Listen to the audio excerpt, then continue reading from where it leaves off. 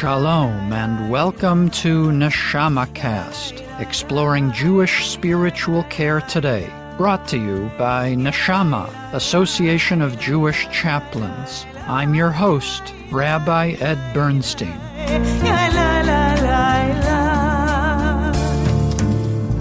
In my day job, I have the honor of serving as chaplain at Boca Raton Regional Hospital of Baptist Health, South Florida.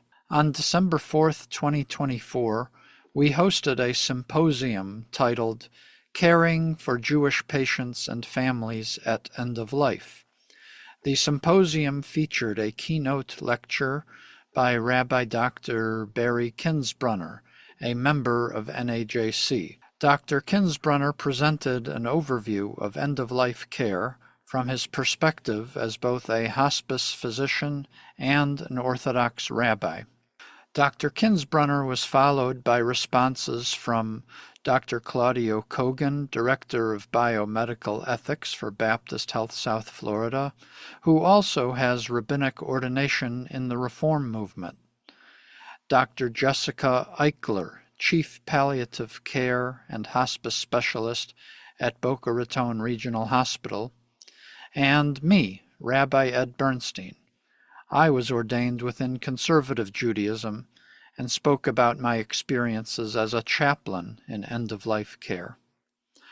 Our audience included people from a cross-section of disciplines from healthcare and social service fields, mostly based in Palm Beach County, Florida. This symposium was made possible by a generous grant from Arthur Gutterman through the Boca Raton Regional Hospital Foundation. My supervisor at the hospital, Reverend Misty Johnson Arce, the Director of Spiritual Care at Boca Raton Regional Hospital, introduced the program. I'll send it over to her now to do just that. Hello, everyone. My name is Reverend Misty Johnson Arce. I'm the Director of Spiritual Care here at Boca Raton Regional Hospital. And it is my honor to welcome all of you today and to thank you for taking time out of your schedules to come and be with us today and receive education in the midst of all that's going on. Today's event was made possible by a generous grant from Mr. Arthur Gutterman and the efforts of our Boca Raton Regional Foundation, and our representative, Roberta Cohen Perkins, is here with us today. Thank you for your generosity and for your vision for having this event. Now I want to introduce to you our keynote speaker and the panelists. Rabbi Dr. Barry Kinzbrunner is our keynote speaker. He served as the Executive Vice President and Chief Medical Officer for VITAS Healthcare Corporation of Miami, Florida, until his retirement in February of 2018. This is an organization that specializes in hospice and end-of-life care. He was board certified in internal medicine, medical oncology, and hospice and palliative care medicine, and he was ordained as an Orthodox rabbi in Jerusalem, Israel, in 2002. During his 30-year career in hospice and palliative medicine, Dr. Kinzbrunner has spoken and published extensively on the care of patients at the end of life, including a textbook entitled End of Life Care, A Practical Guide, which was published in early 2011. Rabbi Dr. Kinzbrunner also has developed expertise in end-of-life care issues pertaining to patients of the Jewish faith and has published and lectured extensively in this area. From 1998 to 2018, he was a voluntary consultant for JDC Eshel in Israel, which is the American Jewish Joint Distribution Committee, assisting in the development of hospice, palliative care, and spiritual care services in Israel. Rabbi Dr. Kinzbrunner and his wife, Anita, who is here with us today, have 3 sons and 14 grandchildren. Since September 2020, he has been taking online classes toward a master's degree in biblical archaeology from the Trinity Southwest University in Albuquerque, New Mexico. Now for our panelists.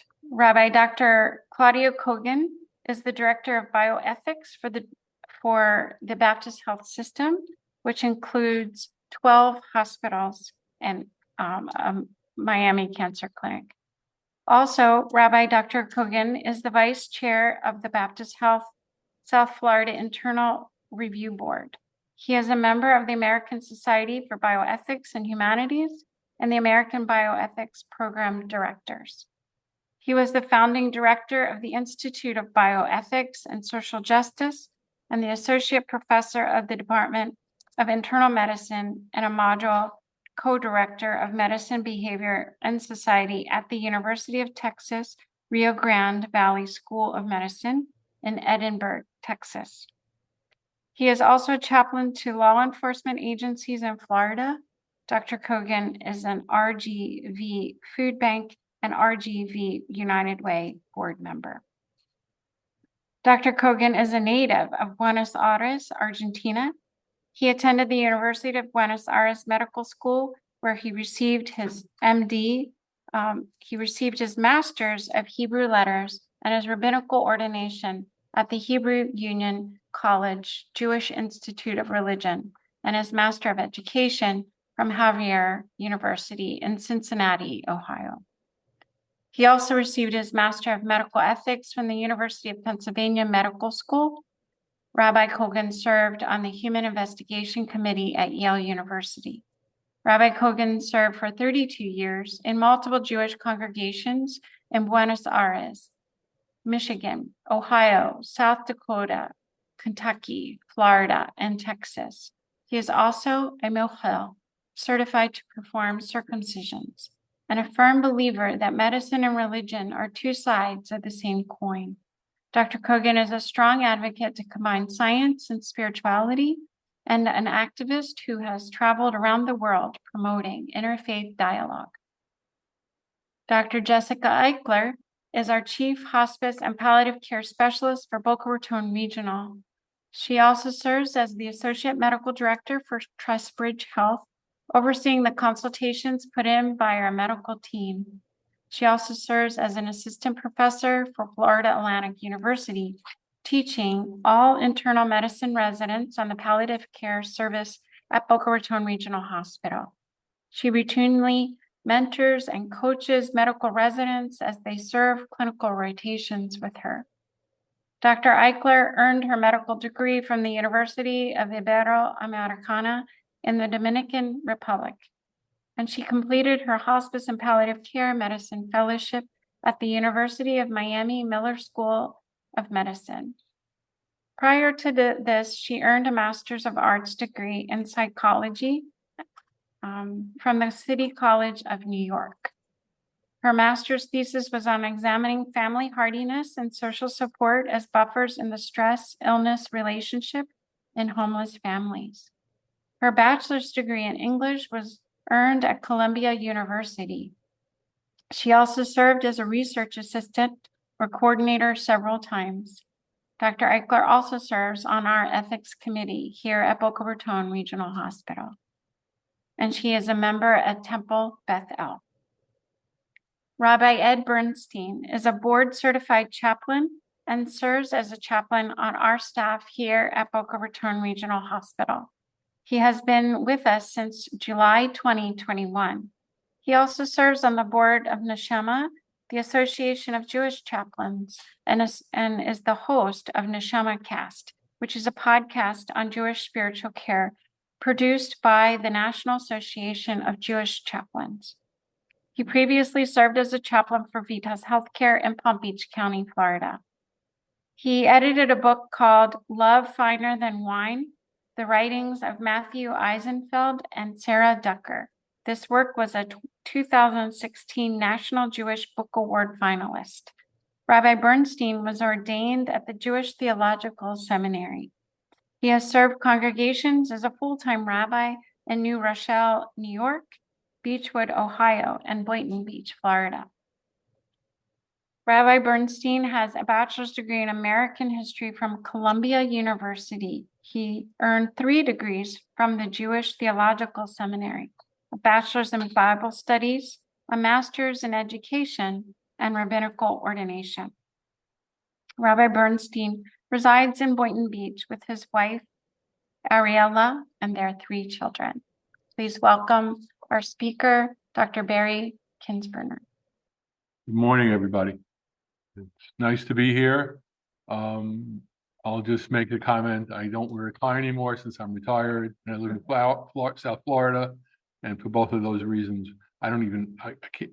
The last time I had to wear a tie, it took me 5 times till I was able to tie it, because I've forgotten how to do it. But anyway, what I'm going to give you is an overview of issues related to Jewish end-of-life care.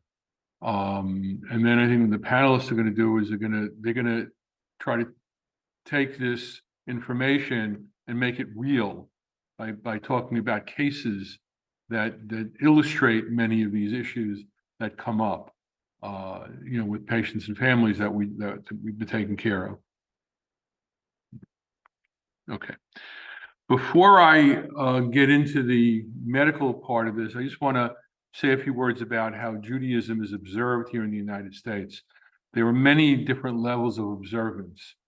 We start at the top of the Orthodox, with the most traditional, who really follow the Word of God and follow Jewish law, and will usually look to a rabbi to guide them if they don't know the Jewish laws themselves in terms of what to do. And then when we move into the conservative, reform, reconstructionist, I would say it didn't develop consecutively, but conservative, and anybody who's in that movement will forgive me if I misrepresent it a little bit. I spent some time in the conservative movement before I became Orthodox. Conservative Jews really, it's a matter of following Jewish law, but the Jewish law has been sort of reinterpreted more to fit the modern times.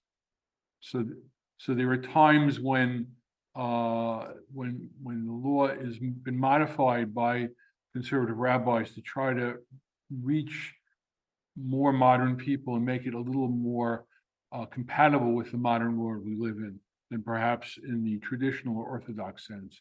Reform even more so, and Reconstructionist actually is something that came off of the conservative movement.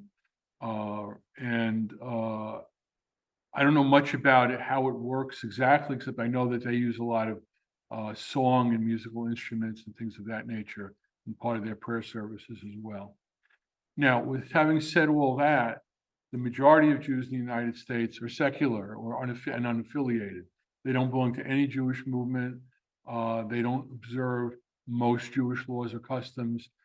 Probably the 2 things that most American Jews do is they, to some level, observe Hanukkah, which is coming up at the end of the month, which is the Festival of Lights, where people light candles, exchange gifts, and it's sort of in keeping with the holiday that occurs at the end of the month, at the end of this month every year. And then Passover, the holiday in the spring, where we celebrate the redemption of the Jewish people from Egypt 3,500 years ago. And in that most people will participate in the ritual festive meal called the Seder, where we not only eat, but we tell the story of the Passover from Egypt, which of course is derived out from the Bible in the book of Exodus. And those are the 2 things that most Jewish people do. So then the question is, I've always been asked, is, well, why then is it so important to learn about Jewish issues at the end of life when most American Jews don't spend a lot of time with their Jewishness while they're alive, or while they're alive and healthy? And what's interesting is, in my years of doing this, what I learned was a lot of people who are not religious will say things like, well, I'm not religious, but I want a Jewish burial. I want it done right. That's one thing I want done properly. I want done by Jewish law. We've had a lot of people I know, and a lot of people I've encountered during my career would tell me that. So that's why it's important, even if they're not observant their whole life, people will often want to observe at the end of life And whether it's, I always say they're covering their bases just in case. But it really is something that I've seen a lot, and I think that's the main reason for why you need to learn this and know this about Jewish people. I will also add that you can take this paradigm, this idea, and apply it to any subgroup you want. It can be for other religious groups, other, and faith-based groups. It can also be for other ethnic groups. You can take and learn about their culture, different cultures, and apply them to end of life as well.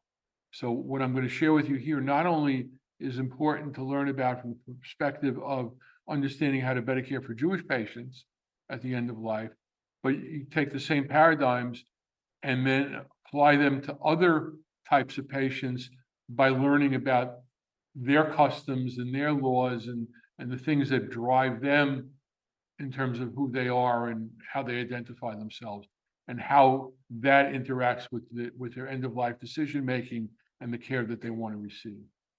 So I think there's a double-fold purpose for this as well.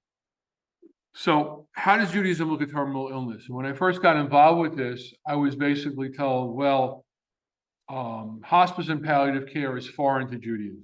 It doesn't, we don't do this.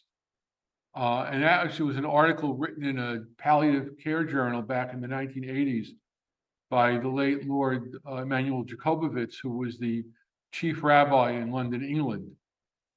And he said, palliative care and hospice are not Jewish and they don't belong in Judaism. Because he said, life, we believe, is of infinite value, so much so that the Sabbath and holidays may be violated to preserve life. We have a lot of different rules regarding how we observe the Sabbath and holidays. I'm not going to go into them today. We don't have time, but you can violate them if somebody's life is in danger. Because the idea is better that you should violate one Sabbath so the person can observe many Sabbaths. That's the sort of the idea about it. But the other thing is that in Judaism, the principle has always been that sanctity of life is more important than quality of life. And while in today's paradigm in the secular world, we look at quality of life as being more important to some degree, in Judaism, sanctity trumps quality. Now, if you notice, I have here in parentheses the word almost. Life is of almost infinite value. This actually it comes from a slide that I have seen many times that was originally written by Professor Avram Steinberg, who's probably one of the world's experts in many fields, including Jewish medical ethics. And up until about 10 years ago, the almost wasn't there. It was life is of infinite value, period. The almost is there now because even in Orthodox circles in Israel, there's now a recognition that palliative care is an appropriate approach for many people as they're getting closer to the end of life. And therefore, at certain times, it might be a palliative approach that would be better for this particular individual than a purely aggressive medical approach, which is not really the right word, but that's about the best way to describe it. And I think that that's why we now say almost. And the other thing is that even though we try, in some respects, the rabbis try to deny this idea that people die, if we go to if we go to the Bible itself, we know that the Bible understands that people die. For example, this quote from Koheles or Ecclesiastes, which everybody is familiar with, most people are, from a song from the 60s, I believe it was. To everything there is a season and a time to every purpose under heaven, a time to be born and a time to die. King Solomon says it right there. So even Judaism recognizes that there's a time to die. So King Solomon and Ecclesiastes tell us there is a time to be born and a time to die. So how does Judaism look at terminal illness? And this particular story, and I always start with this story, I learned about many years ago when I first got acquainted with when I first became Orthodox, I tried to figure out how am I going to take what I do for a living, which is hospice and palliative medicine, when I've learned that Lord Jacobovich thinks it's not Jewish, but I'm Jewish and I'm trying to be more observant, but I'm working in this field that he's telling me isn't really Jewish. How do I figure this out? And then as I was doing my reading, I found this very interesting story in both the Talmud and the Midrash. The Midrash are rabbinical tales, and some of them are repeated in the Talmud. The Talmud is a combination of Jewish legal text and also stories. The stories are very often taken from the Midrash. And so how did people die? The way people died in ancient times, if you look in the Bible, all the Bible tells us is, for example, Adam was 930 years old, he begot sons and daughters, and he died. And then it says, and it also said he had a son named Seth, and Seth was so old, and he gave birth to I forget the next person in the genealogy, and then he had other sons and daughters, and then he died at such an age, so-and-so an age. It never tells you how he died, how any of them died, until we go way up to Noah. It still doesn't tell us anything. If you look in the story of Noah, at the end of the story of Noah, you get the same kind of genealogy, and again, doesn't tell us how people died. And the way they supposedly died, according to an ancient text called the Pirkei de Rabbi Eliezer, was people would sneeze, and when they sneezed, their soul would leave them. I think that's where we get this idea when people sneeze, we say something like "God bless you" or some other phrase, because it represented dying in ancient times. And also, people didn't age. They didn't change appearance as they got older. It just happened one day that they passed away. So when Abraham and Sarah have Isaac, Abraham's 100 and Sarah's 90. And there was actually a question of who Isaac's father was, because if you remember in the Bible, right before Isaac is born, there's a story where Abraham and Sarah have to go to the land of Gerar, where Avimelech is the king, and as was practiced in ancient times by many of the pagan cultures, the king would often take beautiful women for themselves, and Sarah was a beautiful woman. So Abraham said, "Tell them you're my sister." So that's what they said. Sarah was his sister. So Avimelech took her. And of course, he was prevented from doing anything by God. But nevertheless, everybody knew that Avimelech took her for a period of time. And now she's pregnant. And they knew Abraham, although he did have Ishmael, that Abraham and Sarah couldn't have kids. So who says that Sarah's pregnancy wasn't from Avimelech? So God made Isaac look just like Abraham. So there'd be no question that Isaac was Abraham's son.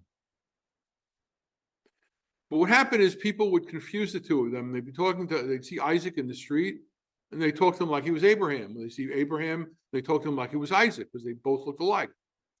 So Abraham said to God, this is a problem. So maybe what you should do, since I'm older, is make me look old somehow. He didn't tell him exactly what to do. God figured out, obviously, what to do, gave him wrinkles, gray hair, so forth. And God said, that's a really good idea. I'll make you the first one who turns old. And so the Bible in the book of Genesis, chapter 24, verse 1 says, now Abraham was old, well on in years.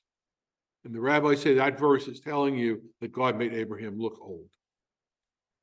But again, how did he die? Doesn't tell us. It just says he was 175, he gathered his feet up, and he was gathered unto his ancestors. And that's what happens to everybody, Isaac as well, and Ishmael as well, and so forth.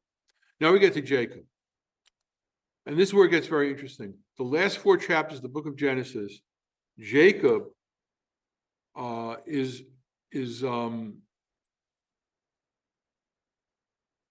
to Egypt after Joseph, for the famine, after Joseph has already been there for 22 years.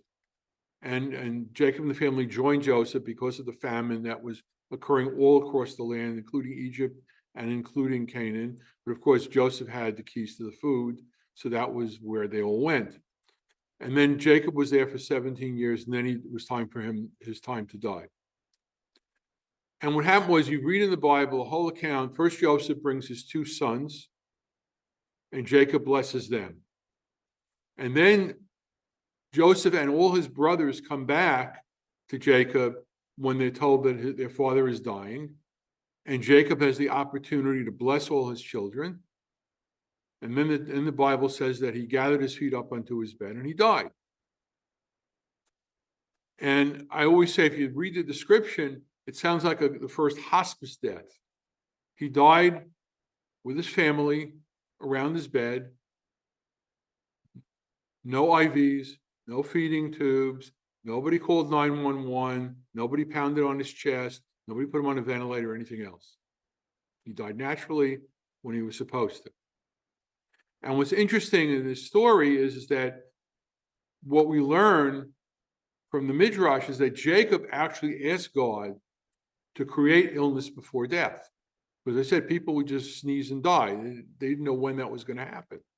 So Jacob was the first one. God said to Jacob, that's a good idea. Jacob said, I want to do this so I can bless my children. God said, yeah, that's an excellent idea. You're going to be the first one to get sick before he dies. So God, in essence, Jacob asked for the creation of terminal illness. And I like to describe Jacob's death as the first hospice death in recorded history, because he died probably when most people would want to if they could pick and choose how it happens. There's a corollary to this story, which I don't spend a lot of time with, but I want to mention it, about King Hezekiah. He gets this illness, and Isaiah comes to him and says, God said, send me to tell you you're going to die. And Hezekiah says, I don't accept that. I'm going to pray to God. I'm going to, we call in Judaism, do teshuvah, return to God. And he did enough praying and whatever penitence he needed to do, that God sent Isaiah back to Hezekiah and said to him, he said, tell Hezekiah you're going to have 15 more years. So the point of that addition to the story is you never want to take away somebody's hope while you're treating them, even if it's in hospice. It happened to be, I was somewhere yesterday, and a woman came into where I was and was talking to the people there. And she says, this is my last time I'm going to be here because they're putting me on hospice. You know what hospice means? She went like this, bye-bye. And she was awake and alert, and she understood, you know, and you always say, well, how do you tell somebody that in the proper way? And I think she was very matter of fact about it and very accepting of it, but yet I could hear the pain in her voice and see the pain that she was experiencing while she was there. And it's a very tricky thing to be able to tell people that they need end-of-life care, and at the same time, you know, keep whatever hope you can, give them that spark of hope. I always say the way you give hope is you change the goal. Instead of the goal being curing whatever the illness is, the goal is to make the patient as comfortable and symptom-free as possible for whatever time they have left, so that that time can be spent the way they want to spend it. And that's, I think, the hope that you can give anybody in this kind of situation. Okay, so now let's get into the meat of this a little bit more. These are the medical ethical values. I'm not going to spend a lot of time on this. Dr. Kogan is going to take care of that. But I wanted to mention it because what's happened is the way Judaism looks at the issue of end-of-life decision-making or any medical issue is we apply these ethical values, but give them a Jewish spin, so to speak. We look at how Judaism would look at them and then apply them. Now, 3 of the 4, beneficence, non-maleficence, justice, are pretty much the same in the secular world and in the Jewish world. Autonomy is the one that really has a difference to it. And that's why I just wanted to emphasize that a little bit. Because what happens is one limits one's autonomy in the sense that instead of making decisions that I want to make, I make decisions that are consistent with what God wants me to decide to do, based on God's law.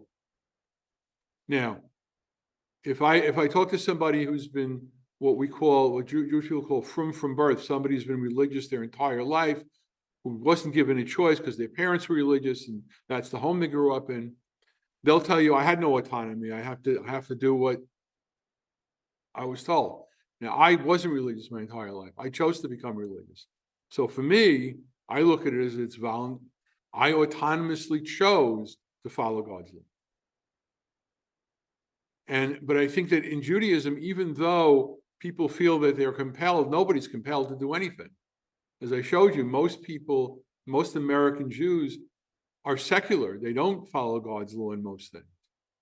But nevertheless, this is how one looks at it from a Jewish perspective, is we limit our autonomy to follow what God wants us to do. But of course, not everybody's an expert in what God wants us to do, especially in something like healthcare. So you need a rabbi who is an expert in God's law to provide advice and counsel. And actually you do that with anybody, but with any issue rather. But the rabbi that you're going to use for healthcare should be schooled and expert in healthcare decision making. And that's really the important thing. In other words, what happens if someone goes to the community rabbi, and the community rabbi doesn't really know anything about healthcare? What does that community rabbi do? And fortunately, in all of the denominations, there are rabbis within each group that are have chosen to become experts in healthcare decision making. And I know from the Orthodox perspective, there are many people one can call to get advice if one doesn't know what to do.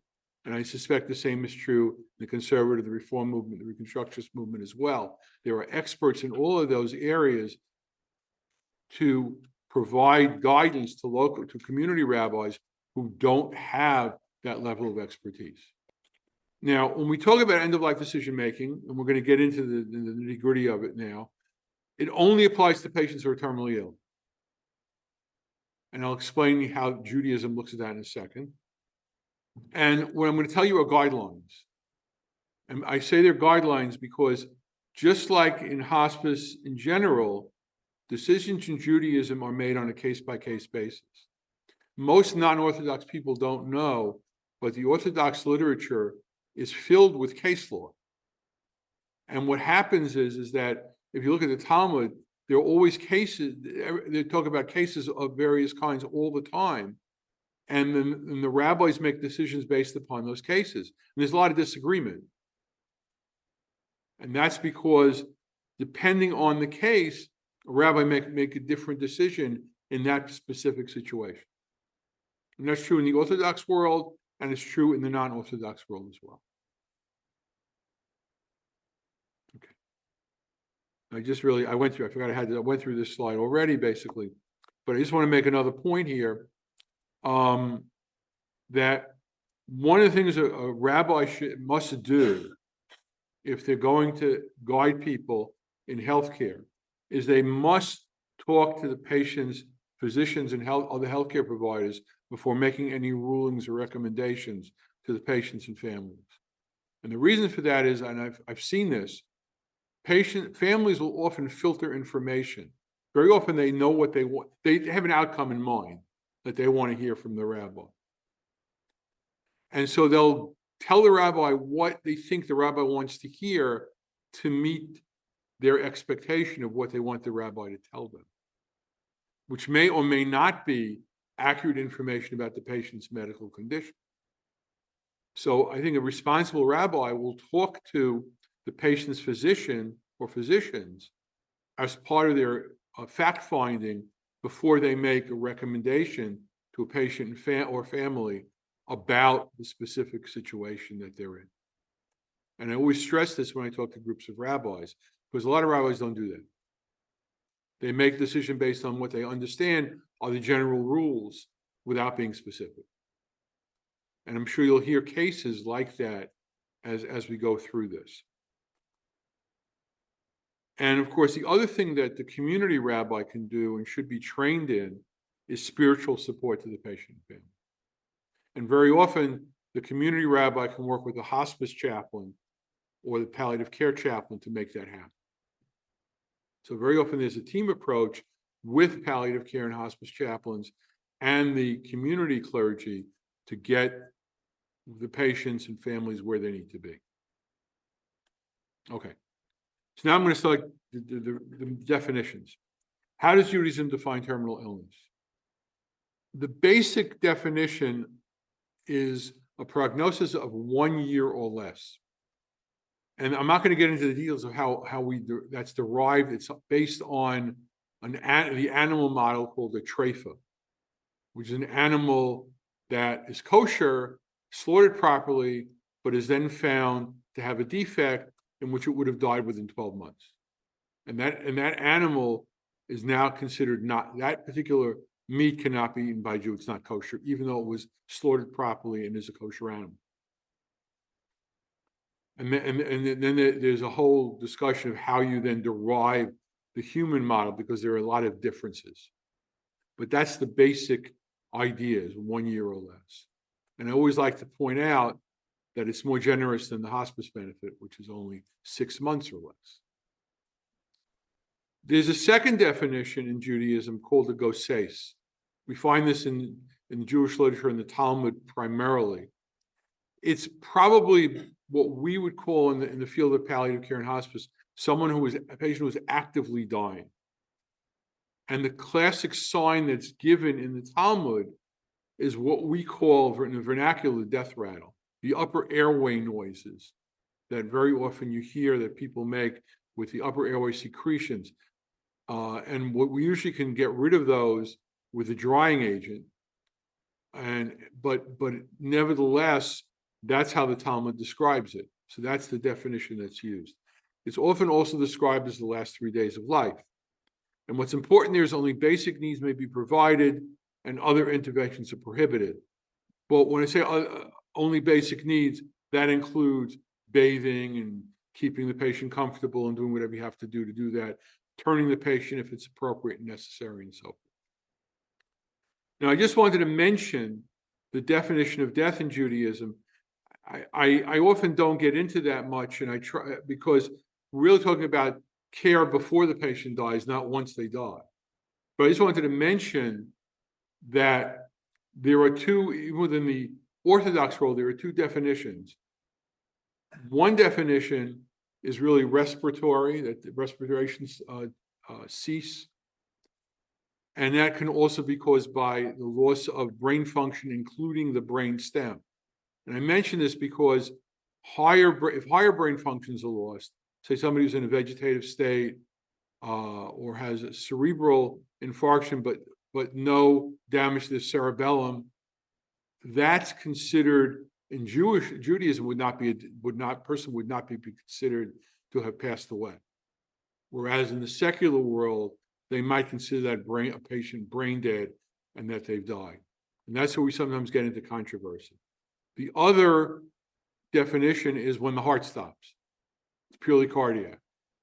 So as long as the patient is being given on life support and their heart is beating, they would not be considered dead according to Jewish law. These things come in most commonly either in removing ventilators at the end of life and or when the question of organ donation comes up. And those are things that when I have more time, I talk about, but in this forum, if you want to ask about it and talk about it later, that's fine, but I don't spend that much time on it because there's just too many other things to cover. Okay. Physician-assisted suicide and euthanasia are absolutely forbidden by Jewish law.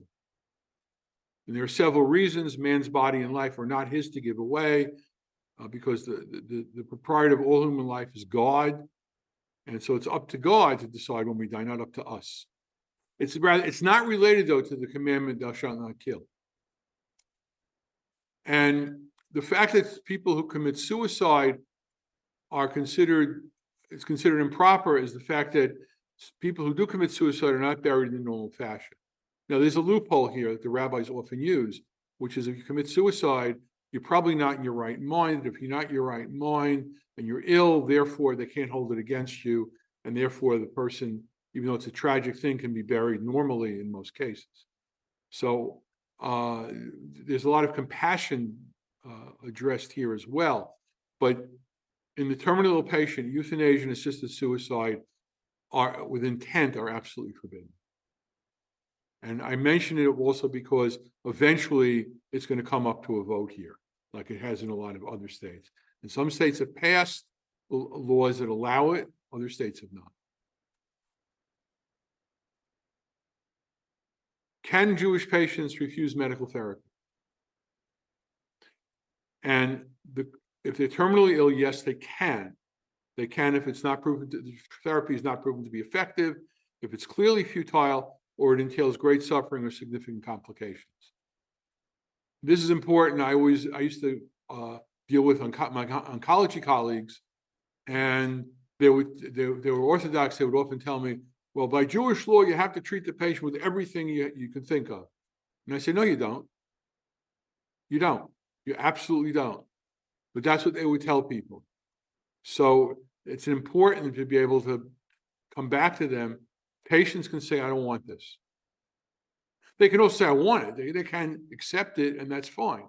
But they have the right to say, I don't want it if it's not going to help. What about withdrawing, withholding? If the patient can't make a decision for him or herself, and other people are going to make it, can you withhold? Can you withdraw? Now, secular medical ethics today says withdrawal and withholding are the same. Some ethicists, I remember this years ago, promoted the idea that withdrawing was actually superior ethically to withholding, because if you withdraw something, the presumption is you tried it and it didn't work. And that's why you're withdrawing it now. Whereas if you withhold it, you don't know whether it was going to work or not. But in Jewish medical ethics, withdrawal and withholding are different, and they go back to probably what we used to have as the secular ethical values about 40 years ago.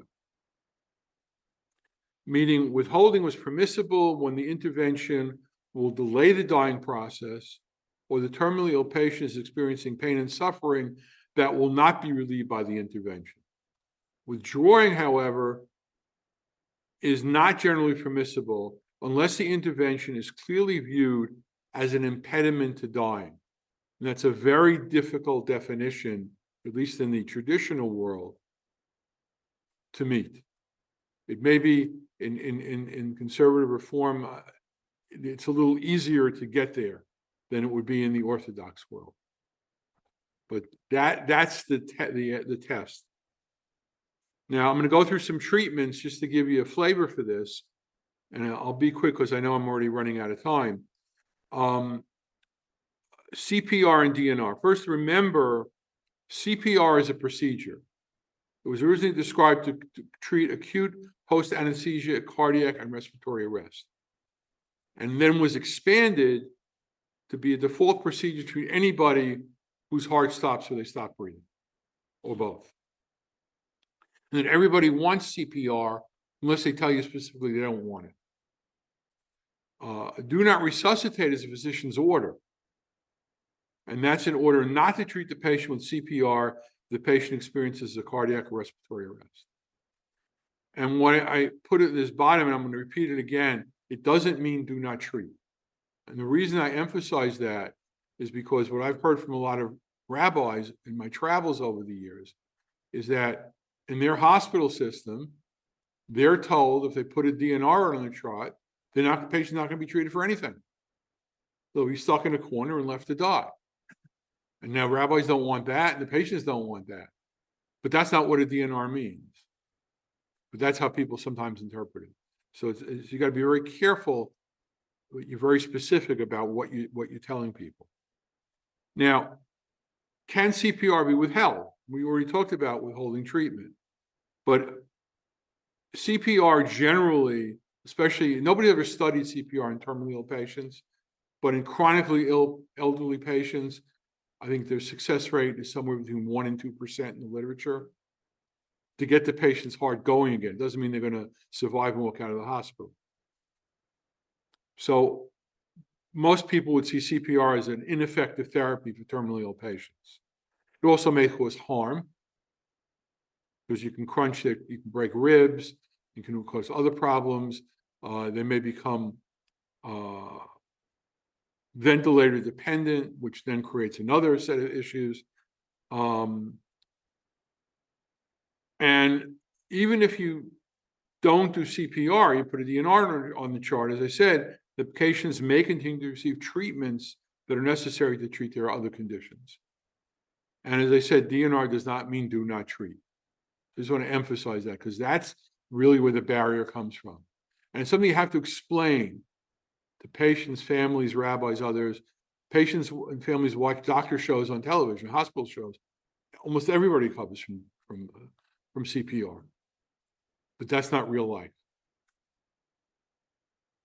Pain and suffering.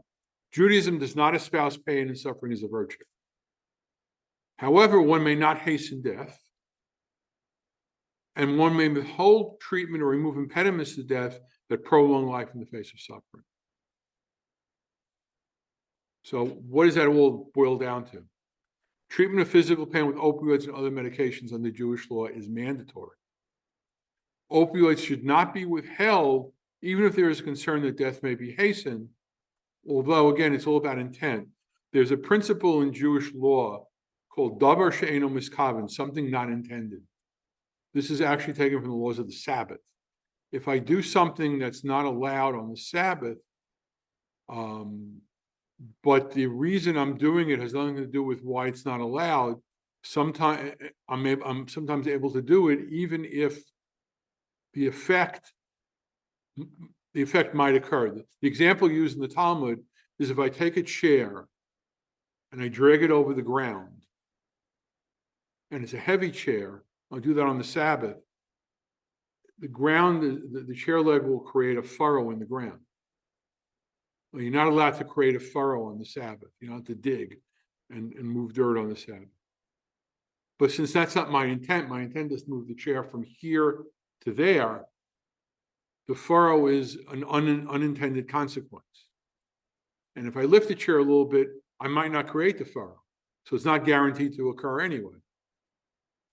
And under those circumstances, one is allowed to move the chair, even if they might create the furrow. And so we look at opioids the same way. Although those of you who've been working in this field for a long time will know that patients get tolerant to the respiratory depressant effects of opioids over time. And therefore, if you're continuing the same dose or slightly more elevated dose, you're not going to suppress respirations. That usually only occurs when you up the dose by 50 to 100% or more. And finally, Judaism also recognized the importance of treating mental anguish and suffering. What about antibiotics? Antibiotics, this is an area I always struggled with because when people are chronically ill and terminally ill with the kind of illnesses that you deal with, especially in the cancer field, which is where all of this hospice really started, primarily for cancer patients, although it's expanded way beyond. But even in patients with advanced neurological conditions, cardiac conditions, pulmonary conditions that are terminal, infection is often the proximate cause of death. Many of these people die from infection. So I always said, well, why would I give them antibiotics then if that's what's going to cause their death? But certainly the antibiotics we have today, especially the oral ones, are powerful enough. You certainly can give the patient a trial before saying, well, this is just too advanced an illness to be able to treat in this person who's terminally ill. So, and not only that, but in the Orthodox world, many of the rabbis, when they were talked to about this, interpreted that the infection is a separate illness and therefore felt that it should be treated. But again, if the patient has pain and suffering and the antibiotic isn't going to help that, you don't have to give the antibiotic. You should treat the pain first. Now, I've also learned over the years that in certain circumstances, one of the things that infections can do is cause pain because of swelling and duration. So sometimes treating with antibiotics not only will affect the infection as the infection, but will also help the patient's discomfort and pain. So that's the second reason that you might want to use antibiotics, at least a trial of antibiotics in certain patients who are nearing the end of life. Now, removal of ventilator, that's a tricky one in the Jewish law. It's forbidden under most circumstances. And as I said, even if the patient might be considered brain dead by secular ethics, if it doesn't include the brainstem and they don't have, and they can still breathe, they're still breathing on their own because the brainstem is still functioning, Judaism would not consider that person terminally ill, and therefore you couldn't just remove the ventilator. But what one can do is keep them on the ventilator, have them receive basic care, and allow them to expire on the ventilator. That'll take longer. It may be more difficult for the family to deal with, but sometimes the family insists by Jewish law, that's what they want. Sometimes that's the only alternative. There have been other ways that have been discussed, but they're mostly theoretical. One was using, in the old days, we used to use oxygen tanks to get higher levels of oxygen. So while you keep the patient on the ventilator, you don't put, when the oxygen runs out in the tank, putting in another tank is considered a new treatment. Therefore, you can decide, I'm not going to give the new treatment and let the ventilator work on room air. And many patients need more oxygen than that. So again, keeping them comfortable, that will be a way around it. Another way to deal with it, which has been tried, not yet successfully, but is being worked on in Israel, is timed ventilation. The idea that when a person comes in and they need ventilatory support, let's say with advanced, they had a massive stroke, and you know that they need 3 or 4 days to see if they're going to wake up or not. So you want to put them on the ventilator, but you know if they don't wake up in 3 or 4 days, they're probably not going to wake up. And the family may then want them taken off. And under Jewish law, you couldn't do that if they need to stay on the ventilator. So what they thought of was, when the patient comes in, we're going to put them on a ventilator for 2 weeks. Place the patient on the ventilator for 2 weeks, write the appropriate orders for the, whatever rates and tidal volumes you want for the ventilator. And then as the 2 weeks are approaching, you'll know whether this patient's going to get better or not. And if they're not going to get better, and the family doesn't want to prolong this, they may decide, don't put the ventilator back on when it shuts off. Because you're not shutting it off, it's shutting itself off when the 2 weeks are up. It's a concept that is used by Jews who observe the Sabbath when they want to turn lights on and off, among other things. You hook the lamp up to a timer, so you have it set to go off. It turns the light off at 11 o'clock at night, turns it back on at 3 in the afternoon when it starts to get a little dusky, close to dark, especially this time of year. And then you have light you can read by on the Sabbath, both at night, Friday night, and during the day. It has to be done at the time you first put the patient on a ventilator. You can't wait a month and then say, well, now we'll put him on a timer. Actually, I gave a talk to a group a couple of weeks ago, and somebody said, we can put him on a timer. And I said, only if you do it initially. And in Israel, they're trying to develop this technology, but they've run into some snags. So they haven't really gotten there yet, or they were hoping to have it by now. So we don't have it available yet, but eventually that might be another way to deal with it. And unfortunately, in most situations, rabbis will not accept that the ventilator is an impediment to death. They'll phrase it as it's life supportive. And I've never been able to talk a rabbi out of that. So there are certain things you just can't win and you don't try. You just work with them where they are. Artificial nutrition hydration, this is the biggest, I don't want to say barrier anymore, but this is the biggest hurdle in end-of-life care regarding Jewish patients and other patients as well. Because especially in the Orthodox world, food and fluid are considered basic care, even if you deliver it with a feeding tube. And therefore, from the Orthodox position, most rabbis will not consider, even if you put in a PEG tube or an NG tube, will consider that a medical intervention. They will not, and they will say you have to do it because you don't want the patient to starve to death. Now, over the years, we've learned how to play with this a little bit. Sometimes, for example, they're too sick to have another PEG tube placed, so the PEG tube comes out. And if you ever had an NG tube put in, it's very uncomfortable. I've had it done a couple of times. It's not pleasant. And I've even had patients who are semi-responsive, and I've had this where a family wants an NG tube, and I take them in the room with me, and I start doing it, and they see their loved one pull back. They don't want me to do it anymore. Sometimes that's what you have to do. Another way to deal with this is I sometimes will use hydration with hypodermoclysis, using a very small celastic needle in the chest wall. It's not very painful. You give it half a liter a day. The family's happy that you're giving them fluid and you're not overloading the patient, which you would do if you gave them, let's say, 2 liters of IV fluid a day, which when I was in medical school and residency, that's what I was taught you had to do on people like this.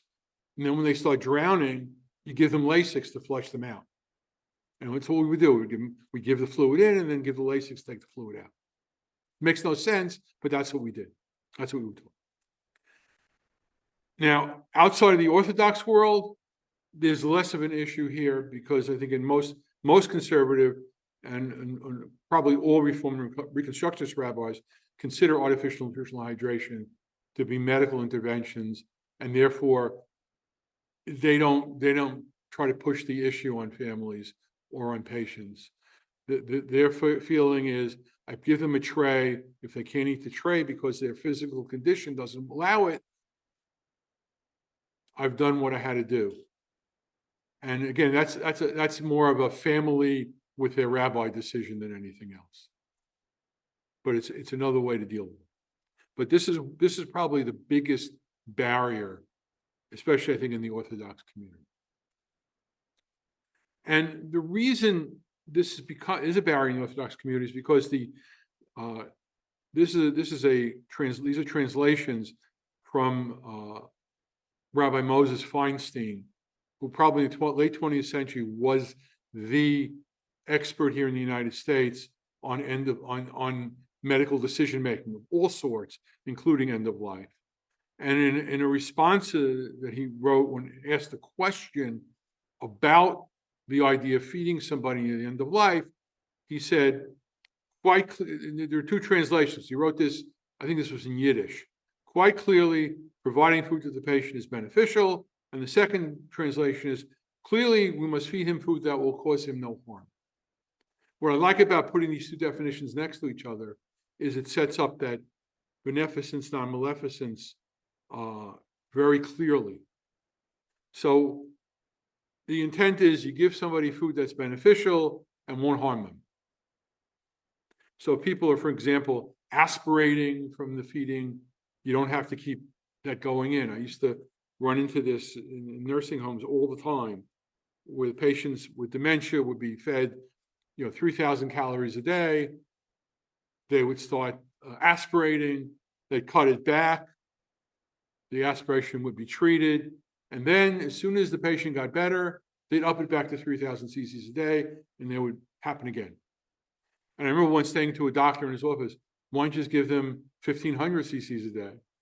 See if that works. Because they're telling you 3,000 cc's a day is too much. And he says, well, can I do that? The nursing home nutritionist is telling me I have to give them 3,000 cc's a day. I said, well, you're the doctor. You write the orders. If you write, I only want the patient to get 1,500 cc's a day, because if they get more, they aspirate, and it's dangerous to give them more. Who's gonna argue with that? Well, what about the inspectors of the nursing home? I said, they're not going to argue with that either. You're the doctor, and that's what you're doing it for a sound medical reason. Should not be a problem. So there are ways, again, to work around these things. So finally, I think this is where we end off, is with advanced directives. I think people are familiar with the two major types: the healthcare proxy, where you designate someone if you are incapacitated to make healthcare decisions for you, and you need to have conversations with that proxy to make sure he or she knows exactly what you want or don't want if you're in that situation. And then the living will, which are instructions given by the patient for interventions that the patients want or don't want when they're in a terminal condition or suffer from, and this I think is from the Florida one, certain irreversible neurological conditions, but that phraseology varies by state. But some kind of advanced neurological condition and cannot express their wishes. And from a Jewish perspective, healthcare proxies are permitted by everybody, just about. But in the Orthodox world, it includes the designation of a rabbi to advise the proxy agent on the Jewish perspective of any decision that needs to be made. So in other words, the patient names two proxies. They name whoever they want in terms of their loved one or person they trust, and they name a rabbi that person should consult with. That's the only way in the Orthodox world that a proxy would be accepted. The living will is more controversial because it doesn't really call for rabbinic consultation. It simply says, I'm the patient, I want this, I don't want that. So you also will see combined documents where you will see a living will type of approach, but then, for instance, the National Institute for Jewish Hospice has one where you see, this is what I want, this is what I don't want. And in also provided it's appropriate in consultation with Rabbi so-and-so. So it covers both them. And you can also do that secularly as well. Say, this is what I want, this is what I don't want, and I want this person to be my proxy to make sure that my wishes are carried out. And again, most people you can use, most of the Jewish movements have their own living wills and healthcare proxies. And you can also, many people will use the 5 wishes or other similar documents to do that. And I apologize for going over a little bit, but that's my last slide. I think we're going to do questions later on, right? Okay. So good afternoon, everybody. And sometimes it's hard to follow lunch and Dr. Kinzbrunner presentation. So it's an honor to be with you today. I am a rabbi, a medical doctor, and an ethicist, as well as a MOEL. I will not use that part here, but I'm bringing those 3 fields because sometimes it's hard for me to speak for just 15, 20 minutes. But I will do my best to at least to give you some of the ideas, some of the values. I'm serving here in Baptist as the Director of Medical Ethics, Bioethics, so I'll try to concentrate, but I need to bring some of the Jewish sources that in some ways inspire my career as an ethicist as well. But of course, understanding that when I am practicing my job, my role as Director of Bioethics, especially here in Baptist, in the whole system, I see patients from all over the spectrum, all over the faith, from inside Judaism, as Rabbi Dr. Kinzbrunner spoke, there are 5 different, at least, branches, but we know that Jewish people, 3 ideas. So this makes as well a little bit much more complicated, but I'm trying to accomplish that. So especially when I'm talking about bioethics, it reminds me about a story that a big rabbi is coming to town, and the whole congregation is preparing him to come, and the whole room is packed. And he comes and he said to everybody, do you know what I'm going to be talking about? And people look very surprised and say, no, we don't know what you're going to be talking about. So the pool was packed. Everybody was expecting his speech. And he said, well, I'm sorry, but if you don't know what I'm going to talk about, I leave. And he left. So everybody was saying, what's going on? So he went to his hotel. The president said to the congregation, well, we have to bring him back. But if he asked that question, what are we going to say? Yes, we know what you meant.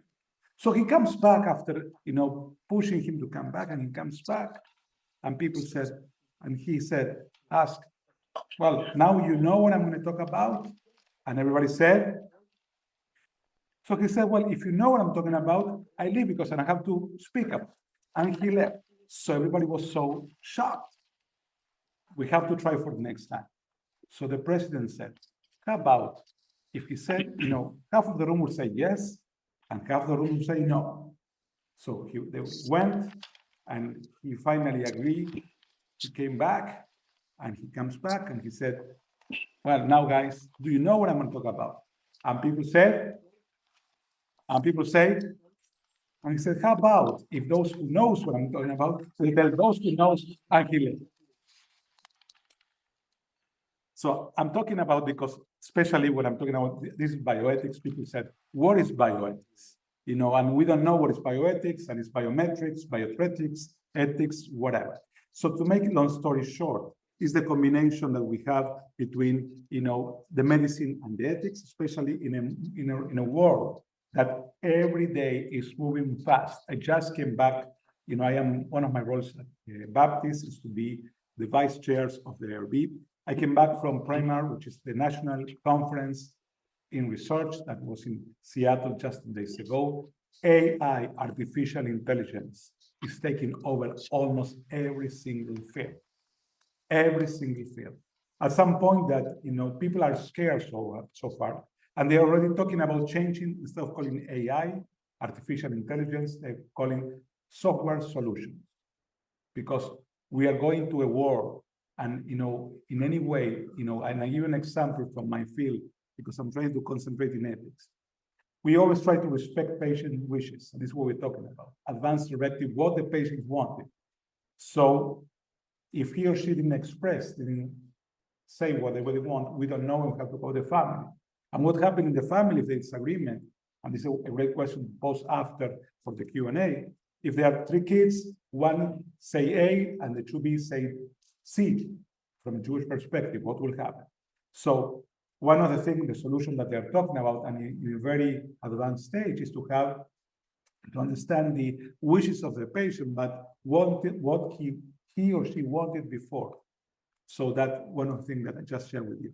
Advanced directive, as again, Dr. Kinzbrunner shared, and I will not have so much time, but I like to concentrate in a couple of things. This is what we do, especially in ethics. We talk here about the ethics consultations, and this is conflict resolution. We have always proven about communication. Oh, closer to the camera. I didn't put my mic up to that. And the camera is out here. Okay. Everybody see me now? Okay. No, that's good. Anyway, so we are concentrating in communication. This is one of the big issues. That's why if there is something to take from this talk is ask everybody that you know to talk about what he or she wanted, God forbid. And let's hope that every single person lives until 120. Transican in that you, as people may know, 120 years, why is that? Because Moses lived at that time, and this is what in Jewish life, what we want and express and share that every single human being live. But hopefully, if there's going to be a time, what he or she wanted, this has to be talk and this has to be speak, because we often encounter communication issues. We talk about policies in my world and education, what we do, and this is the 4 principles that we use: beneficence, non-maleficence, autonomy, and justice. What does that mean? Beneficence, to do the best for the patient; non-maleficence, to not harm, primum non nocere, not cause harm; autonomy, which is what is the patient's wanted, what he wanted. And I come from Argentina, and I always laugh because in Argentina it's much more doctor-oriented medicine still today, and America is still autonomy, which is patients-oriented.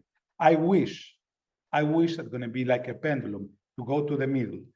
Neither the patient, neither doctors, to establish a way how we can provide the best cure, the best healing for every single human being. And justice, which means to do what is right. So I'm going to go to two cases. This is a famous case that appeared in 1988 in the New Journal of Medicine it's called It's Over Debbie. If you just take a second to read it by yourself.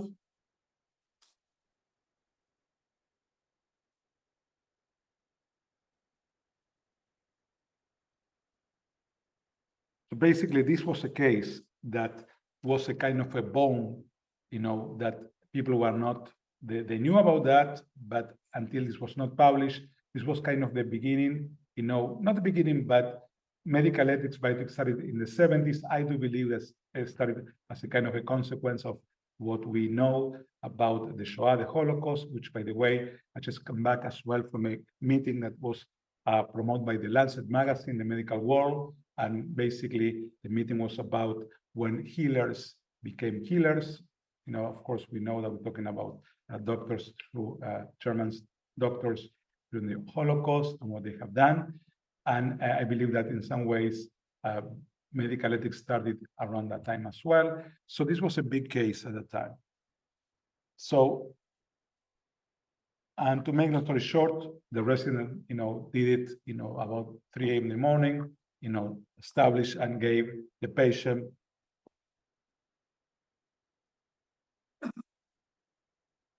20 milligrams of morphine, and the patient passed away. So this was a kind of a case of, how can we do that? And if that is something that was happening and was happening, and, the author wrote it in an anonymous way. So, that's to make sure that everybody was kind of understand that we have to take care of that. So this is the first thing. The second thing, I like to go to a Jewish patient, and, this is something that I personally encountered. And this is an 18-year-old lady, that you are reading with me, lies in hospital bed hooked to a respirator. She has been there for 9 months. She went into a coma and lost consciousness following an evening of alcohol and drugs. And her doctors believe that Sue Ellen has suffered irreversible brain damage and that she will never regain consciousness.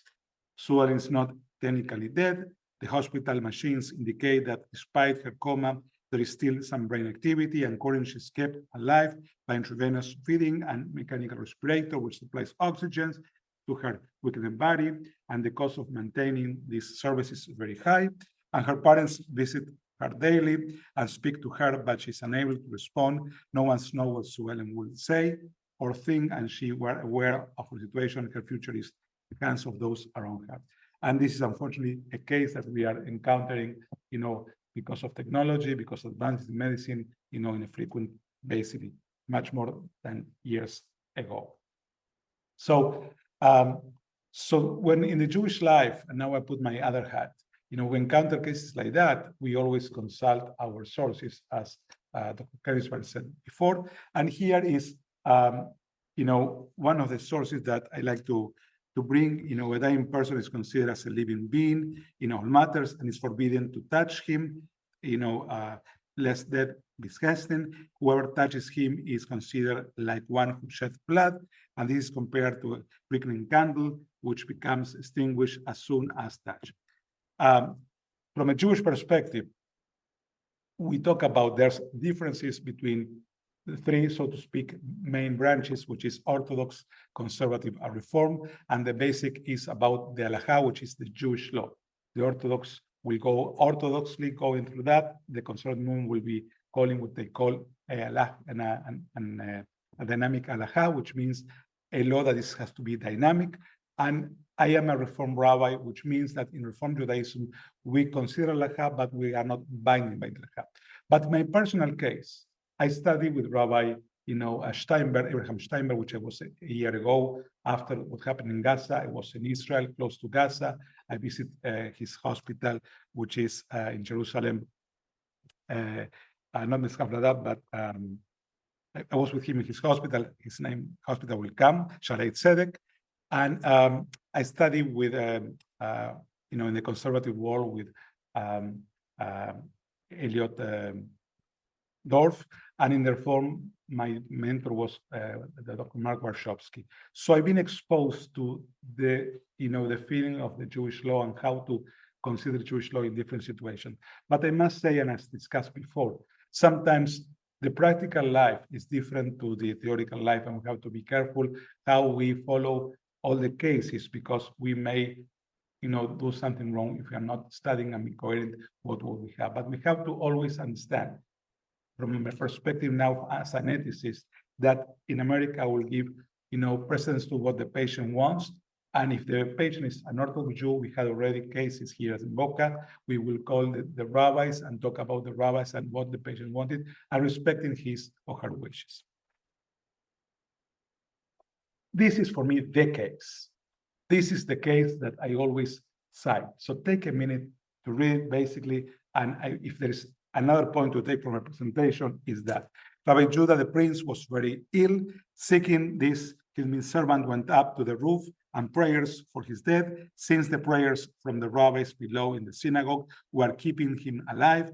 As the rabbis continued their prayers for heavenly mercy, their maidservant took up a jar and threw it blown from the roof to the ground. In doing so, she caused such a noise that the rabbis below were distracted and ceased their prayers in that moment of silence. For me, this is one of the big cases that we have in our literature, in the Jewish literature, that in some ways inspire me. And always I will prefer, as an ethicist as well, what I call withhold than withdraw. If we can not move forward, because families sometimes say, do everything, do everything, do everything. But I always say the same, it's like I'm going to a Chinese restaurant. I know Cantonese, but not so much, but I want to eat. And the menu is in Chinese. So, you want to eat, so you don't want to eat, say, give me food, but you don't have no idea what you're talking about or what is kind of food. So we have to be careful how we say from a medical perspective. And doctors, sometimes I said, be careful how you sell, quote, the hope to the family. Because in situations like that, family get desperate, and we have to be careful, and our hope cannot be the real hope. So primum nocere, which means even though we have it, doesn't mean that we need to do it. It's kind of the story that I said, I'm going to a doctor, please cut my arm. He said, but what do you mean? Yes, I asked you, please cut my arm, but you don't have any indication. But I asked you, please cut my arm. Hopefully that doctor will say, I'm sorry, I cannot do that. So I hope to encounter my colleagues, doctors, who, when we have a case, if we know that the patient will not benefit, will not move forward. So, and this is, I think Rabbi Kenneth will talk about that. The Torah permits a physician to heal the sick. The duty of competent physician to heal the sick is included in the general rule of pikuach nefesh. Pikuach nefesh means to do our best to save a life. And this is, I think, one of the best principles. And as well, briefly, there are some cases interesting, Rabbi Dr. Kinzbrunner talk about Abraham and Jacob. There are some other cases that appear with Saul that talks about euthanasia, and finally, I always like to share a little bit of my hometown, Buenos Aires, just to have a little bit of nice things that happen. And the active euthanasia is causing an intention, for the patient to pass away.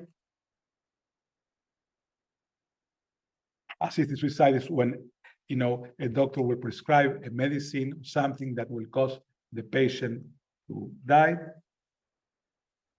And there's something called passive euthanasia as well, which is a refusal to intervene. And this is kind of, I will say that in my studies, I found that, of course, active euthanasia and assisted suicide is forbidden, but there are some, some sources that will bring passive euthanasia in different categories.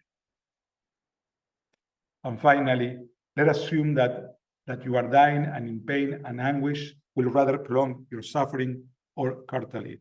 If that question squarely frame the issue, there could be little disagreement. What we should be asking ourselves is when is death, and the best response is suffering. In this debate, we are hearing only voices of compassion. And this is kind of my last, word, and I think trying to come from these three areas, being a rabbi, an ethicist, a doctor, I always think about what is the best for the patient. Or I always said, if I will be the patient, and this is the exercise that I'm putting my students, I said, look at the world from the bed. And how do you imagine, hopefully, at the end of your life, that day is going to be? We have to be very careful what we are saying, how we are advising, what kind of hope we are bringing to patients, because sometimes we can hurt them as well. Thank you very much. So I'm Dr. Eichler. I'm a hospice and palliative medicine physician. So I'm going to be talking a little bit about the importance of culturally sensitive care in the settings that I work in, and trying to focus on Jewish beliefs and practices regarding end-of-life care. I really want to focus on identifying some barriers that we may face when trying to provide Jewish individuals with comfort care, and to also elucidate some strategies for overcoming the barriers. I am also including some of the things that everybody else spoke about just for completion's sake. I might be breezing through those parts, trying to keep us in the right amount of time. So just to talk about a little bit some key beliefs. It's fundamental Jewish perspectives on life and death. Life is considered sacred and the preservation of life is paramount. But death is also seen as a natural part of life, often approached with a sense of peace. And there are also some varying beliefs even on the afterlife, even resurrection. So it can shape how patients and families view end-of-life care, and influencing their decisions. Of course, openness to even embracing the idea of hospice and palliative care, or even just open to the conversation. And this, I guess, Dr. Kogan spoke about the obligation to save a life, dignity of the individual, and families also feel this strong sense and can make them a little reluctant. Community plays a vital role, so it's really important to support that. They often look to their religious and cultural community for guidance during difficult times. In hospice and palliative care, we always try to, as much as possible, look at someone holistically.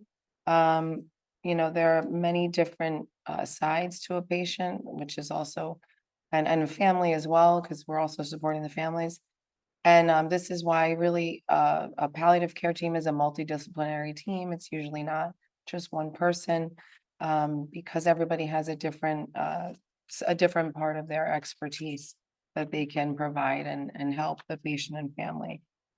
So sometimes instead of involving a chaplain, when it's a more religious Jewish family, we might try to involve the rabbi.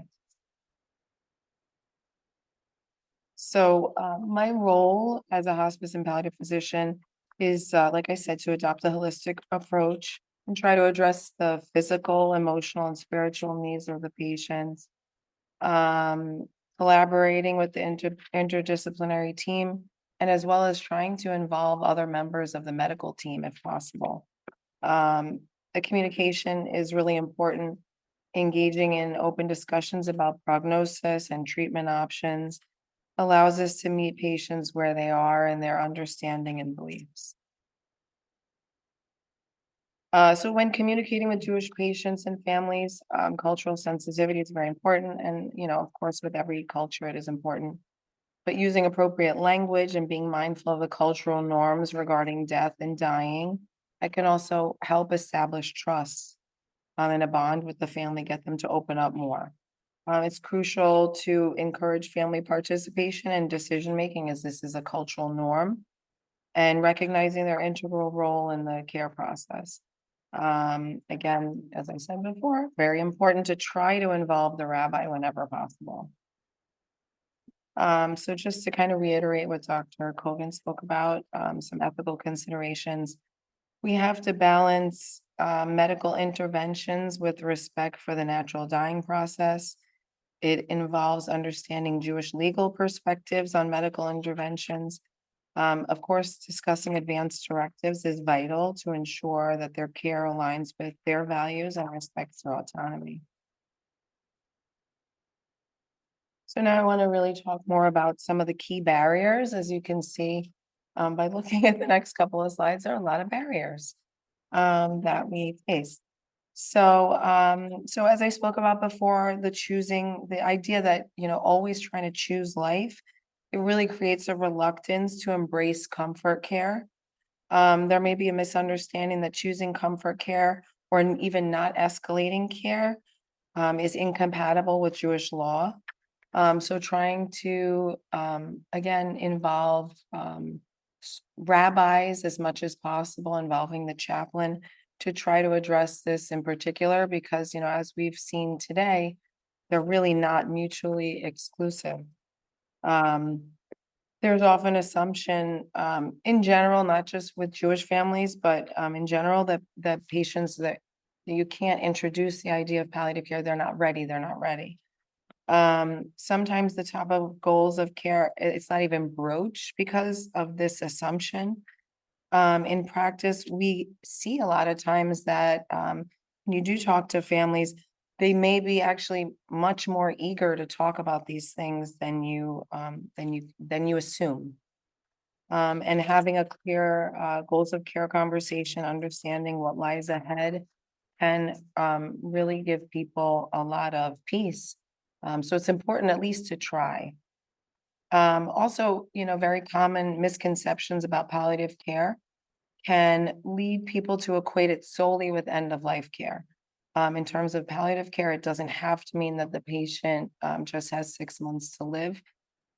We can actually get palliative care involved much earlier, because we know that involving palliative care really has been shown to improve quality of life.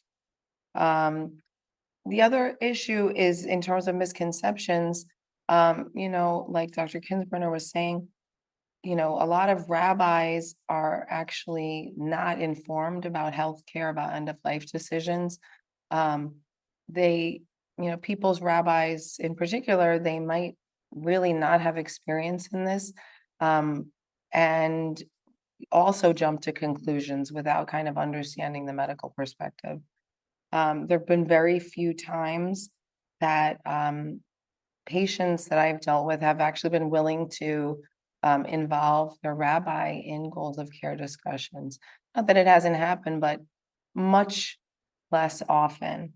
And so, I also worry when that happens, that this is really not even the rabbi's opinion, that this might just be sort of a way of blocking off further conversations by just putting that out there. The idea that, well, this is my culture, this is my belief, so therefore, you're not going to change it, kind of thing.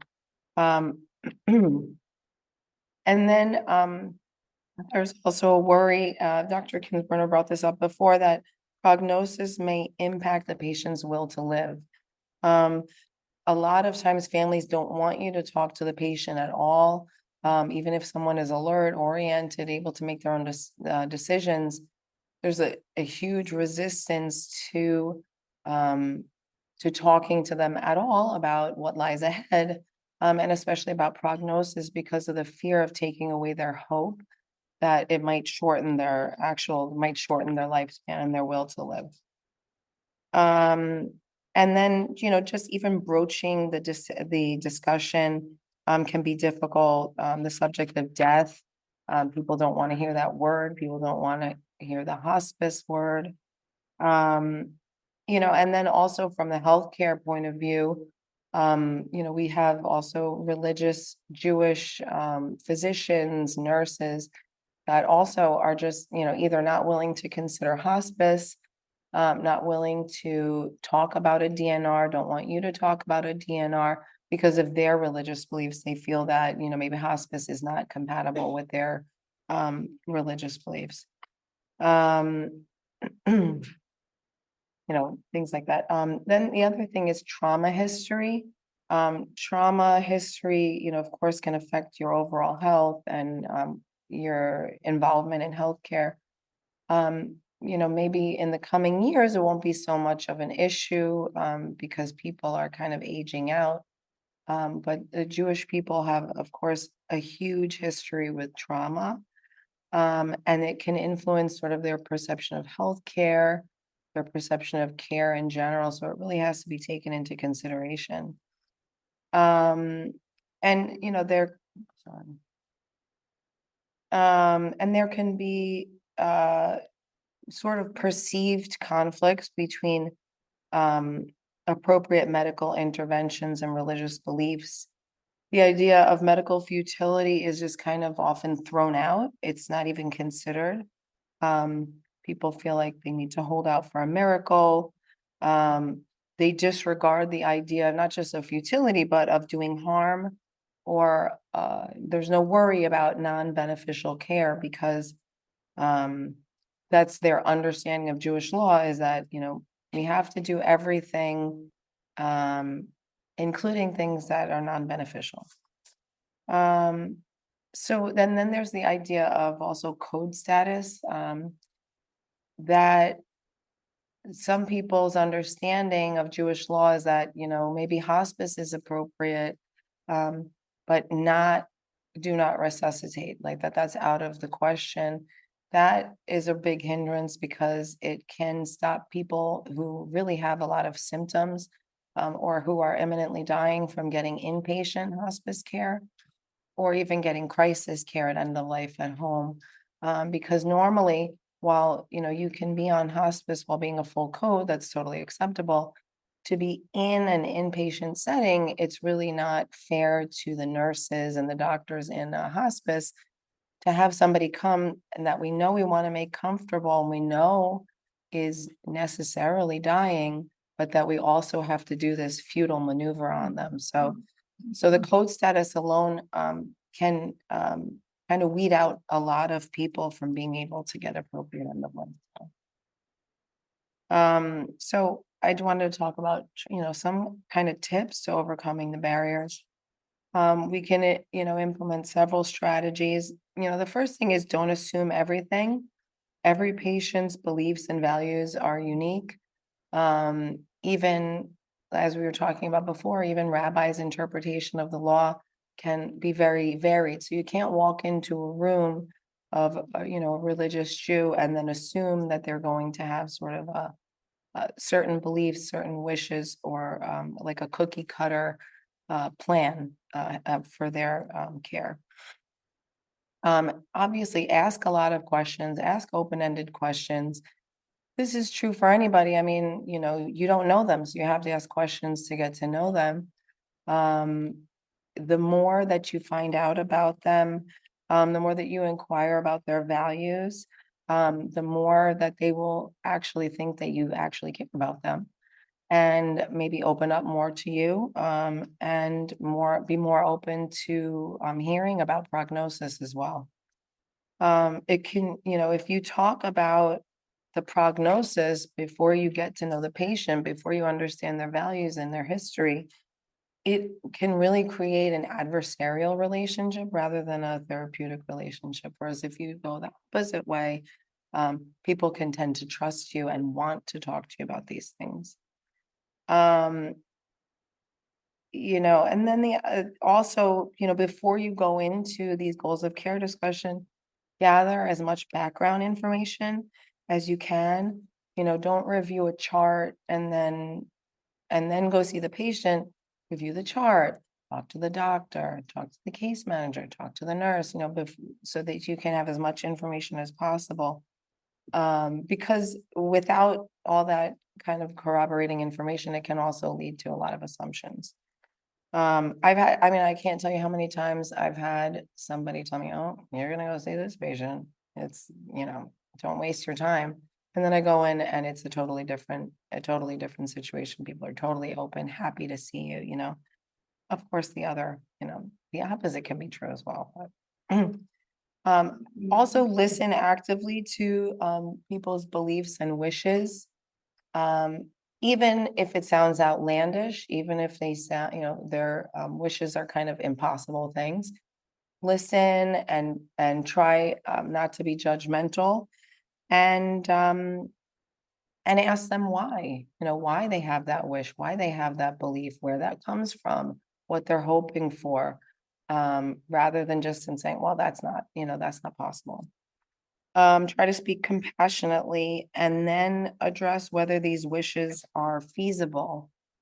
When you're talking to someone and you hear about their wishes, you know, using these kind of phrases like, I wish that this were the case as well. I hope that you do have that, more time, but I'm worried, and that can make people think like, oh, they feel how I feel, they understand. And then, of course, providing as much education to medical providers as possible about Jewish customs and beliefs. Having, any kind of in-service, of course, like, thank you guys all for coming for the symposium. But as much education as possible, anybody who's able to give the education, anyone who wants to get the education, just more obviously knowledge is power. And I was also going to talk about, first of all, early palliative care interventions, not waiting to refer people to palliative care until they really are imminently dying, or not even waiting until they have, just 6 months. Because palliative care is not just end of life care, it's supportive care for a family, spiritual symptom care for people who have chronic illnesses. And, we've seen in people, even with cancer patients, that not only does it improve quality of life, but it can even improve length of life. So, and also if when the idea is broached really towards end of life, it's more shocking. Whereas people who have had palliative care interventions for, many times, every hospitalization or on an outpatient basis, it's not threatening, it's more welcomed. So that can make it easier, So if someone has a chronic progressive illness, it might be a good idea to think about it. And then the other thing is in terms of when someone is on hospice care or even palliative care, we've been, using this type of therapy called legacy therapy or dignity therapy. Can be especially effective in patients that have had trauma, like Holocaust survivors. So what you do is, it can be like a psychologist, a social worker, a chaplain that has sessions with a patient where they talk about their life, they talk about the difficult topics, traumatic experiences, or, issues with distant family members, draws out the parts of their story that have to do with their meaning and purpose, and helps them kind of try to leave a legacy that they want. It's really good when people are at end of life and have depression because of it as well. They can return sort of a sense of purpose that they may have lost. And then, if the patient is interested, you can also record these sessions for posterity, kind of to give to their family. Obviously, very important, as everybody's been talking about advanced directives proactively, super important.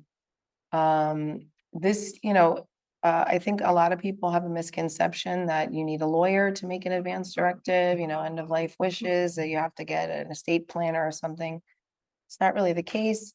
palmbeachcounty.gov, if you just type that in and advanced directives, a packet on advanced directives will come up, print it out, you can give it to, and it has instructions. If you can't give them yourself, there are instructions on how to fill these things out.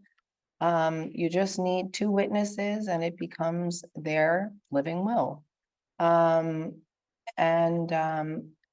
It needs to be spoken about more often, and it has to be seen as routine. When I talk to people about their advanced directives, they get so scared, like, this means I'm dying if you're talking about it. No, this means you're alive, that you have to have a living will. And the more that it becomes routine, the more people that talk about these things, I think the less scary it can be. And then, so also talking to people before they need hospice about what hospice is, so that if they ever need it, it's not such a scary thing. It's not like, knowing it doesn't mean I'm dying tomorrow. the more you kind of have more early education, the more people will kind of not have such an aversion to the H word. So I wanted to talk about a couple of cases. Mrs. M is a 98-year-old female Holocaust survivor. She's dying of metastatic ovarian cancer, and she's told her family in the past that she would do anything to live as long as possible. She does not have a living will. She's had surgery, chemotherapy, radiation. Now she's in the hospital with a malignant bowel obstruction and is not a candidate for any kind of surgery. She's told her, oh no, sorry, this is like a double. She's in terrible pain. She's delirious. She's full code and her blood pressure is a little bit low. So her children are not letting people give her opiate pain medication because of the fear that she will die sooner. So, this is pretty common. Actually, I think for some reason, we've been kind of doing a little bit more comfort measures more frequently at the hospital. And the hospital staff thinks that there's a policy that if you're not on comfort measures, if you're not on hospice, that you cannot give somebody pain medicine if their blood pressure is low. And so I've been seeing a lot of people kind of suffering like this woman for no reason. Dr. Kinzbrunner talked a little bit about the principle of double effect, but he called it something else. When there's a secondary effect, and it's actually a myth. People think that if you give somebody a normal amount of pain medication of opiates, that they will die sooner. But there are numerous studies, innumerable, to show that this isn't really the case, that people are not dying sooner. Even people in respiratory failure, their oxygen saturation goes up when you give them a little bit of morphine. So, it is a myth, and it causes people to have it causes people to have a much worse death than they really needed to have. When you give people pain medicine in an appropriate amount, obviously, like the case that we saw earlier, there is an egregious amount, and that is going to make somebody die. So that's going to put them in respiratory depression, etc. But in appropriate amounts, it will not. So, in this case, really, honoring this patient's wishes and explaining to the family that there really is no glory in suffering. It's not going to give her an extra minute to live, but that's not part of the Jewish beliefs. Is not that, suffering in and of itself is not it's not a blessing, is not a virtue. And that the appropriate amount of pain medicine is not going to shorten her life. So she could have really the kind of death that she wanted, the kind of life that she wanted, the kind of care that she wanted, but also not have to suffer. Okay, so this is Mrs. Z. She's 90 years old with a past medical history of congestive heart failure. Sorry, I also wanted to say, that in terms of, Holocaust survivors, there really are, it ranges the gamut in terms of what their wishes are. And I've had, just as I had this person who was all the way, wanting aggressive everything possible to live as long as possible. I actually had a patient who was a victim of Mengele, who was diagnosed with cancer, who probably had treatable cancer, and she did not want anything. She did not want one more test. She did not want one treatment, not one more hospitalization, and that was it. She had had enough, experimentation on her body in the past. So it can run, just like I say, don't assume things, because you have to just ask questions. Everybody really is different. It's a case by case basis. Okay, so this is Mrs. Z, 90-year-old female, past medical history of congestive heart failure, hypertension. chronic kidney disease, multiple strokes, the last of which left her with left-sided hemiparesis, dysphagia, dysarthria. She's able to say sometimes 1 or 2 words. She requires total care, has a feeding tube, severe infected pressure wounds, hospitalized for a UTI, altered mental status. The son and daughter both agree, like, this is no quality of life. They do not want her to suffer anymore. They actually have come to a point where they want home hospice, but the son just can't agree to a DNR. He states that his rabbi has expressed that DNR is not compatible with his religious beliefs, with Jewish law, and he has recommended against it. So this was another, family where I kind of thought I was going into, but everyone kind of prepared me with you're not going to get anywhere. Like, why even bother with them? And in fact, after I talked to them for maybe 20 minutes, they said, we want hospice for my mother. We want her to be comfortable. She's really been suffering. She's been in and out of the hospital. So this wasn't even her first hospitalization with, she's had aspiration pneumonia.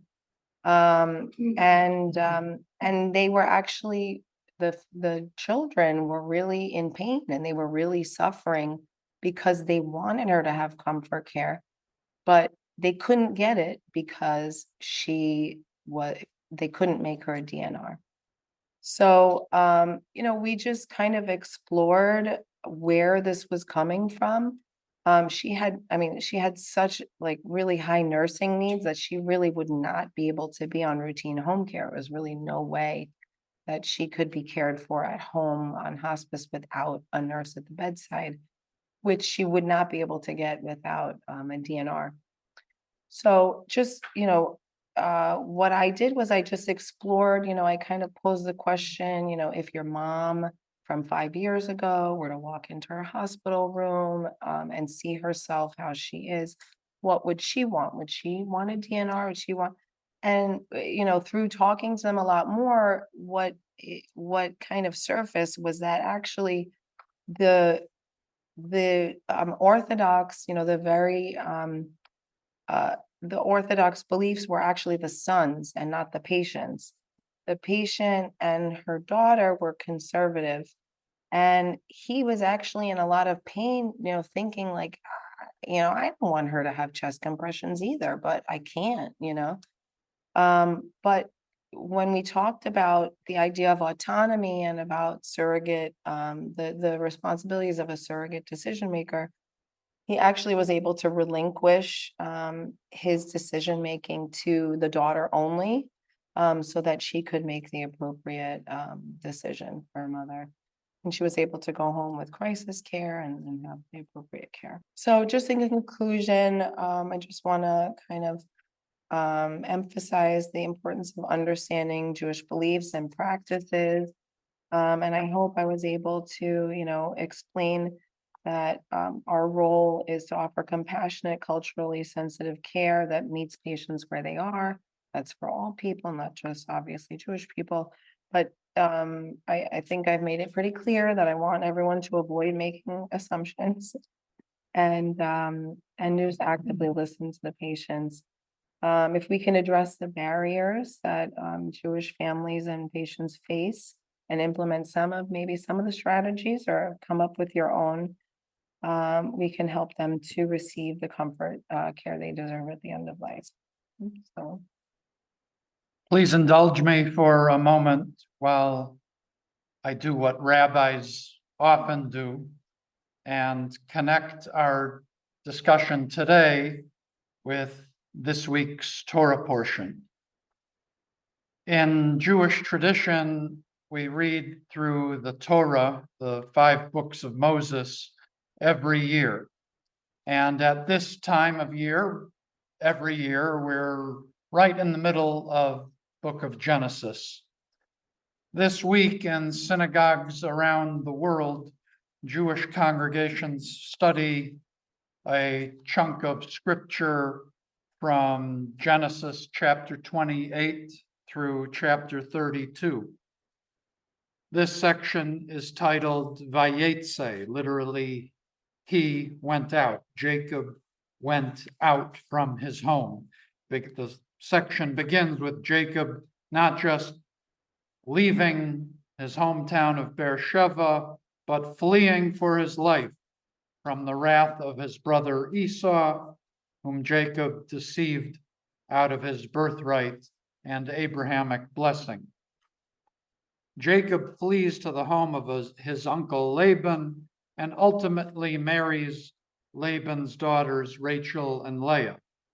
But at the outset, we're told that Jacob stops for the night and dreams of a ladder rooted in the ground, reaching heavenward, with angels ascending up and down the ladder. So, brief aside, I have a personal rabbi chaplain practice. I guess you could say it's my shtick. And I coordinate themed neckties with the Torah portion of the week. The Zoom people will be able to see this easier, but this is my sort of a representation of the stairway to heaven, the ladder to heaven that Jacob saw in his dream. So there's this dream with the ladder and angels going up and down, and then in the dream, God appears and reassures Jacob that he will receive the blessings of a nation as promised to Abraham. And then Jacob wakes up from the dream and says, "Surely God is present in this place, and I did not know it." Imagine Jacob. He is at a very vulnerable moment in which his life is hanging in the balance. The last thing on his mind was to have an encounter with the divine. When that happens, he is surprised. And at the same time, he acknowledges this extraordinary event and is able to name it. In my career as a rabbi and chaplain, I meet people at their highly vulnerable moments. When I meet someone at end of life, I strive to be present with them and their families and help name what they are going through so that they can manage it and acknowledge their feelings of vulnerability and fragility. These vulnerable moments occur in seemingly profane places, such as in a hospital room or an ICU. Oftentimes, what appears in my field of vision, ventilators, oxygen tanks, urine bags, colostomy bags, feeding tubes, to name a few, are not the things that you would expect to find in a place we might associate with the word holy or the word sacred. And yet, it is often at these vulnerable, fragile moments, in seemingly profane places, with a person sitting literally on the border of life and death, when we can sense the mystery of the universe flashing before our eyes. It's something transcendent, what I might consider for me an encounter with the divine presence. And it happens at times we least expect. Here's a story in which I unexpectedly felt a presence of the divine. It's from nearly a decade ago, at the end of my tenure as a pulpit rabbi, when I was serving a conservative congregation in Boynton Beach. Now, brief aside, I am a conservative ordained rabbi within the conservative movement, and it's been touched on before, but just a thumbnail sketch. Conservative Judaism accepts the authority of Jewish law, Jewish tradition, and acknowledges that throughout the ages, Jewish law has always evolved and continues to evolve as Judaism is in conversation with the communities around us. So that's a thumbnail sketch of where I come from theologically. So I was called to the home of a woman from my congregation. They would say then in her 80s. She was dying after a long battle with leukemia. She had a beautiful marriage of some 60 years with her husband, who was right by her side, several children, multiple grandchildren. But after many years of fighting leukemia, after many years of treatment, she was clearly declining. She had regularly received blood transfusions, but they were becoming less effective and more risky. My congregant had a razor-sharp mind, and she and her family were faced with a difficult decision on next steps. She asked, I was her congregational rabbi. She asked me, as a rabbi, what Jewish tradition would allow her to do in this circumstance. Now, for me, the facts as presented to me at the time certainly supported her entering hospice care. But what was, even though this seemed obvious to me, that it would probably be best for her not to continue any more invasive treatment, and that at this point it was causing, not alleviating suffering, seemed obvious to me, but I refrained from sharing my opinion immediately. It just so happens that at that time, this is nearly a decade ago, I had just read, short time before, Dr. Atul Gawande's masterful book, Being Mortal. I opened the book in my mind, as it were, and I asked her questions that Dr. Gawande asks his terminally ill patients. What are your goals? What are your end-of-life goals? And in pursuing these goals, what trade-offs are you willing to accept? This woman articulated that her goal was to die peacefully at home, not in the hospital.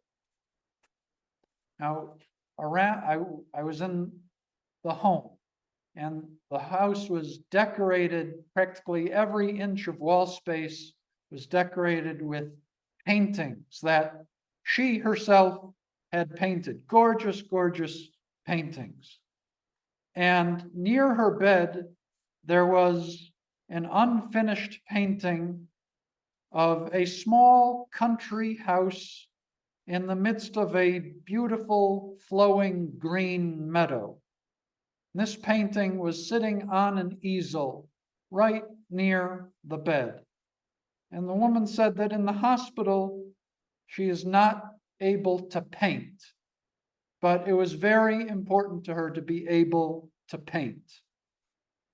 And once we articulated that, we were then, she was able to name her goal.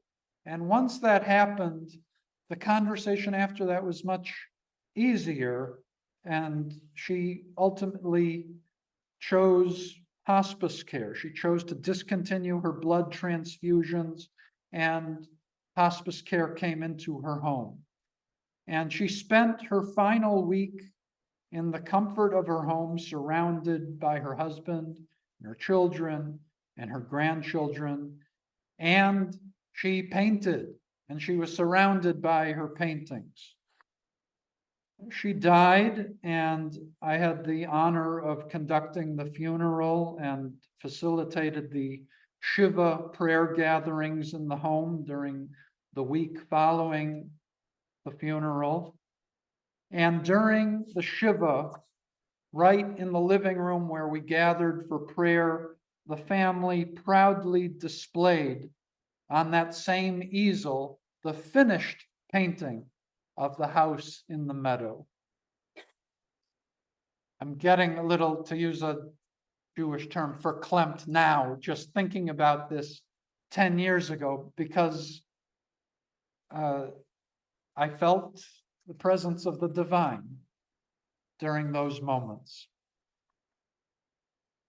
Not long after that, I had occasion to leave the pulpit rabbinate, and I gravitated to chaplaincy to a large extent because I wanted to experience and help facilitate more moments like I just described. And I initially became a hospice chaplain, and I immediately enrolled in my first unit of clinical pastoral education taught by Chaplain Misty when we were both in VITAS Healthcare. And I worked in hospice for 3 years. Then, to my good fortune, I rejoined Chaplain Misty here at Boca Raton Regional Hospital to continue my chaplaincy training and to serve this hospital as chaplain. As a professional chaplain, I, like all of my colleagues, am trained to work with people of all faiths and of no faith. As my chaplain colleagues know, everyone has spiritual needs. Even people who do not practice a formal religious tradition, and even people who do not believe in God, still have profound spiritual needs. People of all stripes may raise questions, particularly at end of life, on topics such as their purpose in life, their hopes for their children and grandchildren after they die, or their struggles with why good people suffer. These are spiritual issues that chaplains work with on a day-to-day basis. At the same time, chaplains are attuned to helping people be in touch with their specific faith traditions if they find religious guidance meaningful from within their own tradition. So again, as a chaplain, I'm trained to work with everybody. And as an ordained rabbi, serving as a chaplain, I'm able to tap into expertise of Jewish tradition to meet spiritual needs of the diverse Jewish community that we serve in this hospital community. As Dr. Kinzbrunner noted, there are different interpretations of traditional Jewish law regarding specific medical interventions, such as DNR and artificial nutrition and hydration. And I recall a case I was involved in, a complex case here at this hospital, in which the hospital staff and the patient's family, who identified as Orthodox, were not in agreement as to the best course of care for the patient. The patient was an 89-year-old woman with advanced dementia and multiple other physical and psychiatric issues. When she stopped eating, her daughter, who was the primary caregiver, sought a PEG tube to be inserted, and a PEG tube was inserted. A few days after surgery, the patient pulled it out. The daughter lobbied to have it reinserted. though the medical team was advising against it. The daughter was coming from religious perspective that nutrition is essential and not a medical intervention. That's the perspective that she was coming from. So the ethics committee was involved, and there were lots of discussions with the family in which the ethical pillars of beneficence and non-maleficence were in apparent tension with the ethical pillar of the decision maker's autonomy, which in this case, the daughter was making decisions in tandem with her rabbinic authority and her religious tradition as she understood it. There are many aspects of this case that could be parsed by ethics experts, but I'll highlight one piece that I was a part of. I was in the room with the patient and her daughter when a representative from an outside hospice organization not affiliated with the hospital came into the room. The representative, who was not Jewish, had done, I think, admirable research on Jewish medical ethics, particularly on the matter of artificial nutrition, which was the matter under greatest discussion between the medical team and the family. The consultant came in with a stack of paper. There were Xerox copies from relevant chapters of a rabbi who was mentioned earlier, Rabbi Elliot Dorff, a distinguished expert of Jewish bioethics, and he is also a conservative rabbi. He's not orthodox. He's a recognized authority within conservative Judaism on bioethics and wrote an excellent book that I recommend called Matters of Life and Death. But Rabbi Dorff is known for his argumentation from within the Jewish legal tradition on behalf of permitting withdrawal of artificial nutrition and hydration in cases like the one I described. He also writes about the permissibility of removing a ventilator because a ventilator can be seen in his interpretation of Jewish law as an impediment to death. And so we've seen that impediments to death can be removed, but things that cause the hastening of death are not permitted in Jewish law.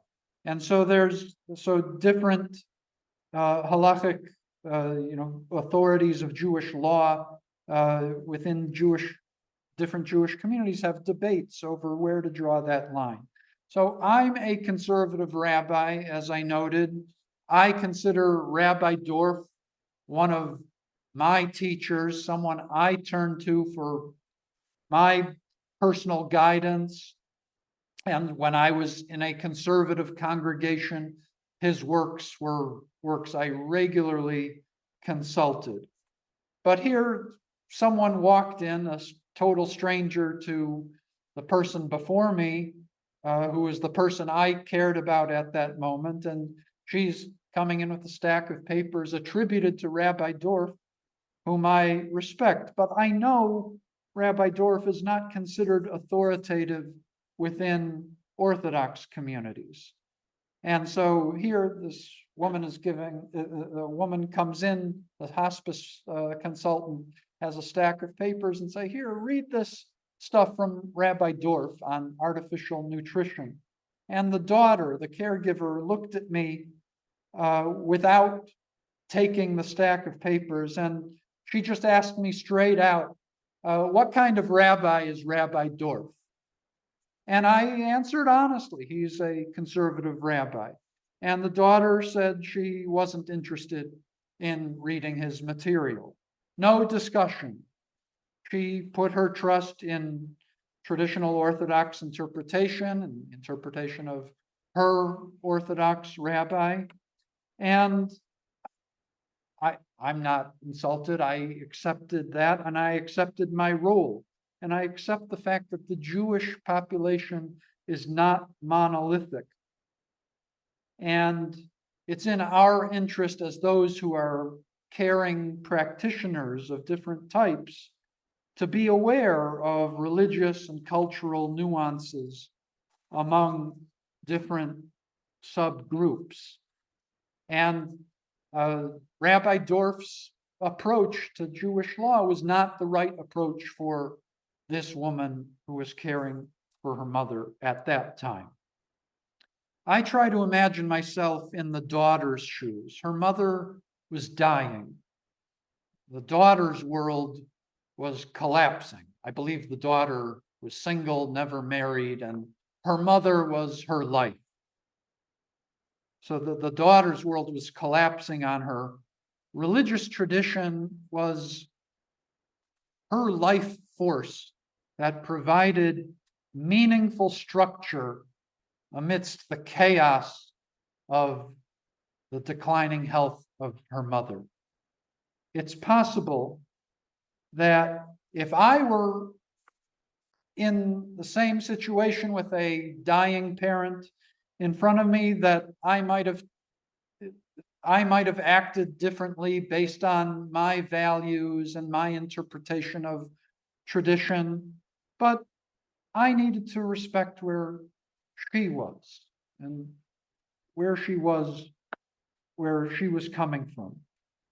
Looking back, I think about the daughter's clinging to her mother, trying to literally nourish her back to life because that's what she felt our Jewish tradition required, and because, well, she just loved her mother.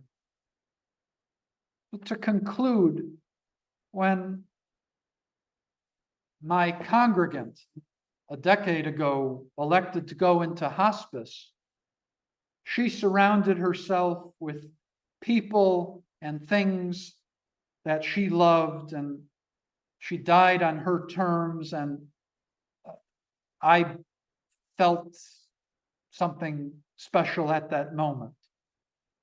And years later, in that hospital room where a daughter was fiercely clinging to her mother and to her religious tradition, there was something special going on in that room as well. There was a lot of love. And it's very possible that God was in both of these places, and I didn't even know it. Thank you very much. Neshama Cast is a production of Neshama, Association of Jewish Chaplains. Thank you to Boca Raton Regional Hospital and Baptist Health South Florida for sharing this program with Neshama Cast. Please check the show notes for information about the speakers at the symposium. Please consider making a contribution to NAJC to support Neshama Cast and all of the vital work that NAJC does to promote Jewish spiritual care. Click on the link in the show notes to donate. Thank you to Allison Atterbury, NAJC Executive Director, and Rabbi Drew Kaplan and the NAJC Social Media Committee for their logistical support. Our theme music is A Nigun for Ki Anu Amecha, written and performed by Reb Cantor, Lisa Levine. Please help others find the show by rating and reviewing the show on your podcast provider. We welcome comments and suggestions for future programming at neshamacast@gmail.com. And be sure to follow NAJC on Facebook to learn more about Jewish spiritual care happening in our communities. May we all work together to heal our world.